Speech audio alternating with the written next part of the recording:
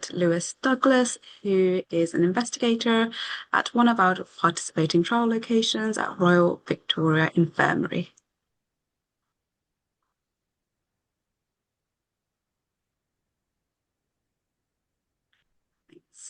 So what is the API scheme? So the Associate Principal Investigator Scheme aims to develop health and care professionals to become the principal investigators of the future, with the local PI acting as a mentor. The API scheme is a 6-month training opportunity to make a contribution to the conduct and delivery of a NIHR portfolio study, such as SepTiC. And this scheme is open to any health and care professionals within the UK. So if you would like further information, or if there is anybody within your team who would be interested in joining the API scheme, you can either go onto the following link on the NIHR website, or you can scan the QR code on the poster. Alternatively, you can drop us an email and we'll be more than happy to send you across the joining details. Next slide, please. Thank you. So the SepTiC API cohort. So we have had 20 SepTiC APIs who have completed the scheme, and we currently have 10 active SepTiC APIs. And there is a little bit of feedback on the bottom from APIs from the SepTiC API scheme website. So I won't go through them all, but touch up on a few. That it's an excellent scheme. It's a chance to understand the process of NHS research. It's an opportunity to get stuck in with research and gain detailed experience, and to develop your learning skills to help you progress in your career. Next slide, please. Thank you. So a bit of a breakdown on our SepTiC API alumni in terms of the trial locations and the geographical locations of where each of our lovely APIs have come from. So these are the locations and the trial locations for our API alumni. And as you can see, we have had a good distribution across the UK in terms of representations of our APIs. Next slide, please. Thank you. And this is the distribution of the locations of our current active SepTiC APIs. So again, we have a wide range of distribution across various different participating trial locations for our current active SepTiC APIs. So I want to also take this opportunity to say a huge thank you to all of our APIs for all the incredible hard work. To those who are active and to those who have completed the scheme, your hard work has been noted and it makes a huge difference. So thank you once again. Next slide, please. Thank you. And supporting our APIs. So there are various ways that we support our APIs, and I thought I would touch up on the top, or what I would consider potentially the top 3 ways. So the first way is we encourage our APIs to have access to the study database, so Open Clinica, to help randomize participants and enter data. So to get stuck in to recruitment, and we encourage all of our APIs to complete the training and to get access. The next way is we provide opportunities to get involved. So we encourage our APIs to present in our webinars and forums, and we provide our APIs with certificates, which helps the training portfolios. And the last way is we have an API forum on the MS Teams channel. So this is a dedicated and interactive MS Teams channels just for our APIs, where we provide regular study updates and we encourage discussions and question and answers for all of our APIs. So it is another way that our APIs have a dedicated space just for them. Next slide, please. And a little bit about our SepTiC API presenters. So we had Dr. Asha Akram from King's College, who presented at the SepTiC API Forum last year. And today we are joined for the API webinar by Dr. Elliot from Royal Victoria Infirmary. If there are any APIs who are on the call who are interested in presenting at a SepTiC webinar, feel free to drop us an email and we can help get the ball rolling and we can organize a forum or a webinar and we can definitely help with that. Are there any questions about the API forum, joining details, or any questions at all before I hand the mic over?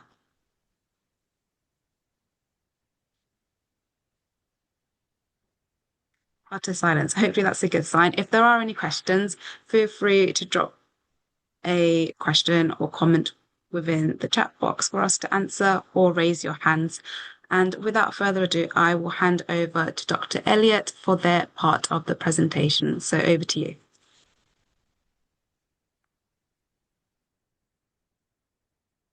Morning all. Can everybody hear me okay? I can see some Yeah. nods. Wonderful. Firstly, thank you very much to the SepTiC team for having me here today. This is the first time I've presented on this scale and I'm a little bit nervous, so please do bear with me. And thank you for being so accommodating to my schedule to have me. I'm here to present about a couple of things. The recruitment challenges in critical care in general, and then some of the recruitment challenges specific to SepTiC that we found up at Newcastle. Can I advance the slides? There we go. So I was asked to include a little bit about myself first, just briefly. My name's Elliot. I'm an intensive care clinical fellow in Newcastle. I initially did my API training in the shorter trial, and enjoyed it so much, I continued as an investigator on SepTiC, Infinite, Shorter, Innate, and the recently opened Guards trial at Newcastle. As I said, I'm based in Newcastle, which, if it's a city you haven't heard of, has a football team that's not very good, that I'm quite a big fan of. And I'm pretty sure if the football team didn't exist, we'd have much better health outcomes in the city.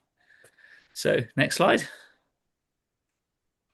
So I thought we'd start off just by talking briefly about SepTiC, and Infinite and immune modulation trials, because as a site we run the GM-CSF arm of the SepTiC trial, and then some of the more specific challenges in patients' disease, ICU, and clinical trials in this area, which I recognise with the audience might be a little bit surplus to requirements, and then some of the recruitment challenges that we've faced and some of the challenges that I've faced and the learning curves as an API an investigator across these trials. So as I'm sure the team here know, SepTiC has three arms: a diagnostic fluids and immune modulation arm. And at Newcastle, we run the immune modulation arm, where you give GM-CSF to patients. We also run a trial called Infinite, which is another immune modulation trial giving interferon gamma instead of GM-CSF and requires biomarker processing as part of its recruitment process. They have slightly similar inclusion and exclusion criteria for the immune modulation component.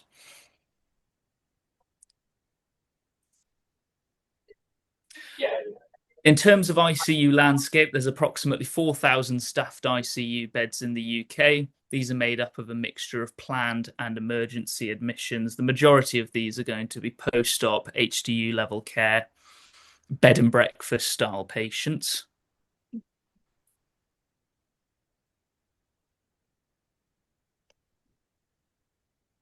And when our emergency patients first arrive in the ICU, we don't have universal, robust outcome scoring system. So it's difficult to know which patients are going to do well and which patients are going to deteriorate within a certain group.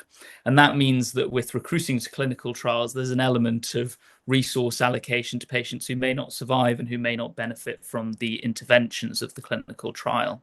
As a result, clinical trials can have quite high dropout rates due to mortality. In ICU, we look after syndromes. which have the challenge of ongoing development and refinement of diagnostic criteria. Sepsis is a really good example of that, with the definition changing over the years and currently being updated, currently being the sepsis 3 definition. With syndromes, there are no specific biomarkers to say this is a rule in, rule out test to say this is this syndrome or this isn't. And so we rely on developing diagnostic criteria and increasingly stringent diagnostic criteria. And trial populations are at risk of a degree of heterogeneity due to a large number of pathologies coalescing into these syndromes in the intensive care environment. Consent can be quite challenging. These patients come in very, very sick and require rapid interventions, which are often done in the patient's best interests and lack the capacity to give informed consent. And this, of course, is worked around in trial guidelines with the process of retrospective consent and family and relatives giving assent for clinical trials. These families are often in a state of shock and have already had a series of complex discussions in the emergency department, potentially the surgical department, and then coming up to the ICU. And patients can have labile courses and sudden unforeseen deteriorations.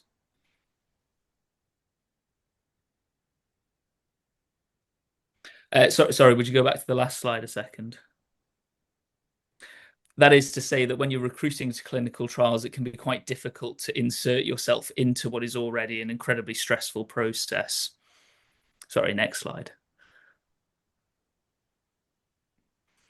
Within the unit, you can have challenges in continuity in nurse and doctor staffing over the months and the years and even during the week, variations in clinical trial engagement between units, and individual units can recruit disproportionately large numbers of patients, and so there can be bias introduced through these incredibly engaged units into your trial populations.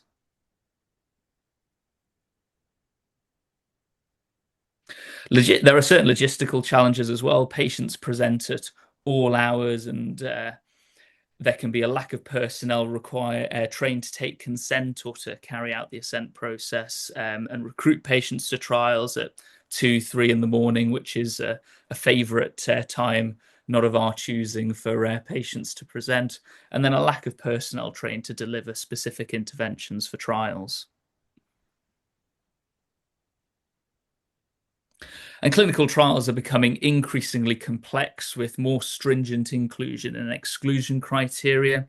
Recruitment windows become narrower as we try and capture more specific groups of patients earlier on in their disease course so that our interventions can have more impact. Some trials require non-standard biomarker processing, which can take time, require samples to go to another location, and then you're having difficulties with an entire extra department's staffing, equipment, and logistical concerns. And in ICU, we often run trials of complex interventions, which has its own difficulties. So at Newcastle, we have quite specific challenges in running SepTiC. We run the immune modulation GM-CSF arm only. And because, as I've said, we're recruiting from such a small population of ICU patients across the country, this can make it quite challenging to prioritize which patients should be recruited to which trial. Often it's a decision made by the recruitment team, by the research nurses, as to which trial we're recruiting into. I think on average we tend to offer our patients a trial of extubation quite early on in their course, not necessarily because we fixed them, but that's something that we do as a department.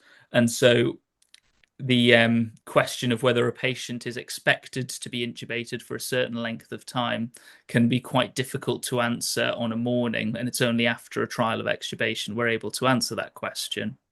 And as I've said, we run 2 trials that recruit from very similar patient populations, the very sick, intubated, or requiring more than two systems of organ support, being SepTiC and Infinite.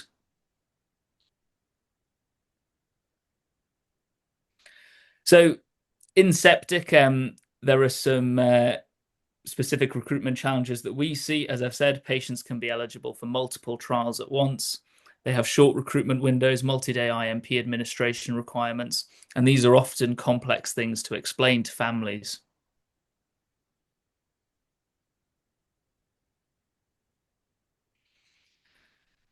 So for SepTiC's got co-enrollment agreements with a number of trials, and actually the fluids and diagnostic arm of SepTiC can be ran concurrently with Infinite. It's just the GM-CSF immune modulation arm that you can't run concurrently with Infinite.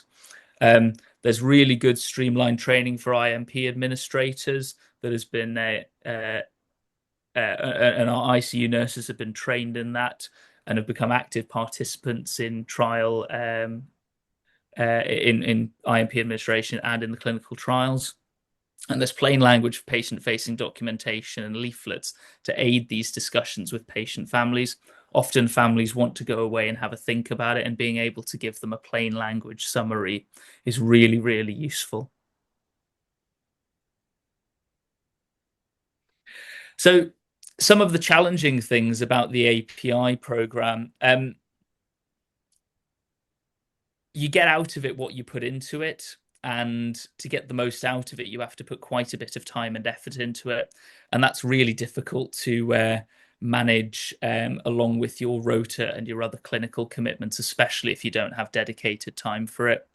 The people who are around you and are supporting you also have their own work, and they had their own full rotas before you came along to become an API. And so you do have to drive it and book meetings with people and make sure that you're organized in your research delivery activities and your API training diary. And as is true for lots of different units around the country, the culture of research may influence recruitment at different sites.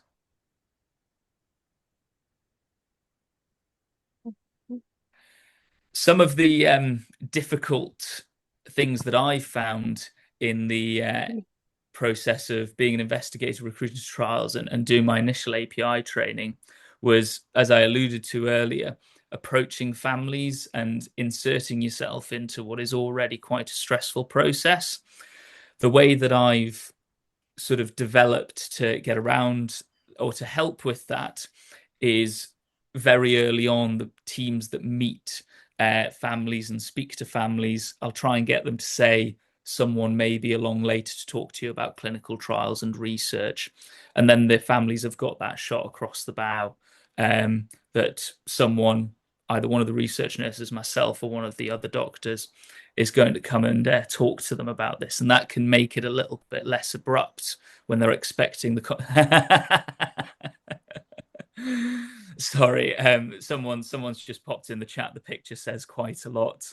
And yeah, it doesn't entirely reflect experiences that I've had, but families can be very distressed. Understandably, we're seeing them on the worst day of their life, and then coming to them and asking them to think about something else in quite a lot of detail, and then to make a decision is quite tricky. As I've sort of alluded to already, addressing public perception around research is quite important and forms quite a large part of the conversations I have with families.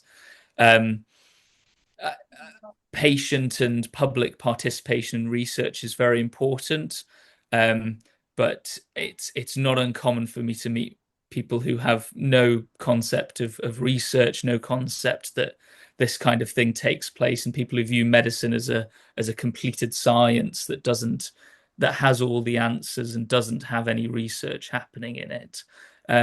And explaining that this isn't just my little project that I've come up with in Newcastle. This is actually a national clinical trial, and in some cases international, that has hundreds, if not thousands, of people involved with it, and has gone through many, many rounds of scrutiny to make sure that it's appropriate for me to be here asking for families are sent to involve their relative in a clinical trial. And within that, there's navigating hostile perceptions and hostile ideas, which ultimately isn't always possible. Um, Being present when things go wrong is something I've put in because there's been a couple of times where we've recruited a patient to a trial like Shorter, which aims to reduce the duration of antibiotics in septic patients to 5 days. And a patient has completed 5 days and then, unfortunately, for other reasons or due to their infection, deteriorated, and the decision has been made to palliate. And going back and having those quite difficult discussions with families has been incredibly challenging. And again, being, you know, knowing the patient is really important, and knowing the other factors that has caused them to deteriorate is important. And I think it's quite nice to go back and have that continuity with families and speak to them and allow them to sort of share their concerns about what's sort of happened. And of course, in development, you benefit from mentorship from the PI and the research nurses, who are an absolutely, especially at Newcastle, an absolutely invaluable source of knowledge, and certainly keep me right a really good chunk of the time.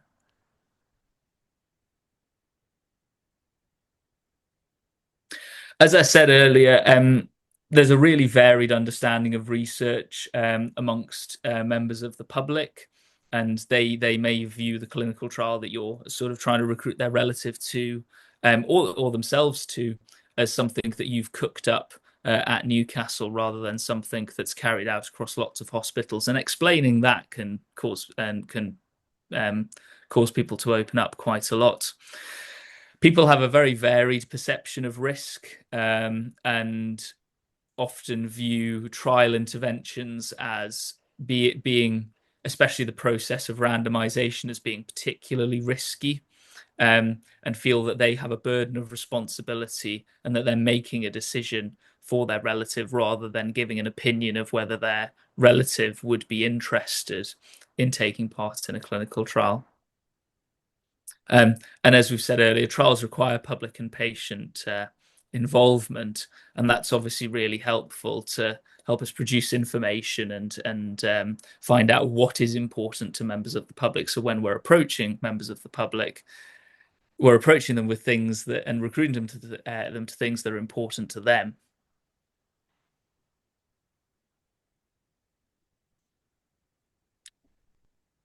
So, in summary, clinical trials in critical care have very unique challenges.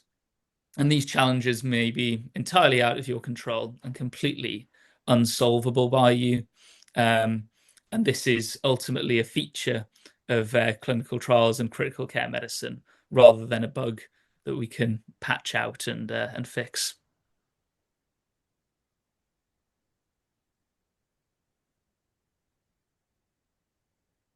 Is there is there a last slide? Thank you very much for listening. Um, are there any questions? And would anybody like to share their experience of recruiting to SepTiC or other clinical trials?